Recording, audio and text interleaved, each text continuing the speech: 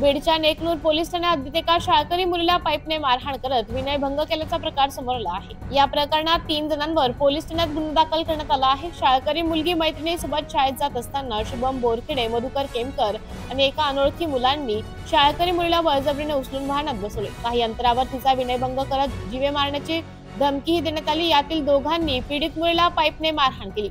या घटनेने परिसरात खळबळ उडाली असून अल्पवयीन मुलीच्या तक्रारीवरून नेकनूर पोलीस ठाण्यात 3 जणांवर गुन्हा दाखल करण्यात आला आहे। या प्रकरणी अधिकचा तपास पोलीस करत असून आरोपीचा शोध घेतला जात आहे।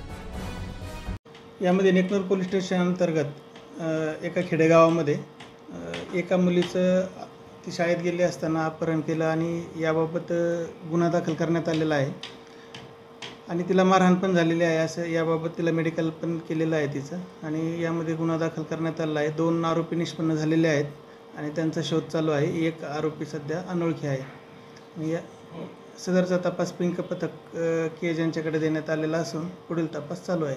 सर, ही जी मुलं आहेत त्या मुलीला मारहाण करणारी ती नेमकी कुठली आहेत, तिच्या परिचयाची आहेत का? आता ह्या गोष्टी तपासाअंतर्गत बाहेर येतील, पण हे तिचे ओळखीचे असावेत असा आमचा प्रथम काय असा आहे। सर, हा प्रकार नेमका कुठल्या ठिकाणी झालेला होता आणि कसं उघडीस आलंय सर? हा तर शाळेच्या जवळच झालेला आहे। आता गावाचं नाव मला तुम्हाला सांगता नाही येणार, गावाचं नाव सांगत नाही आणि मुलीचं नाव पण सांगत नाही। यामध्ये हा तपासाचा भाग आहे आणि तपासाअंतर्गत जे काही पुढील घटना होतील ते तुम्हाला वेळोवेळी अपडेट केल्या जातील।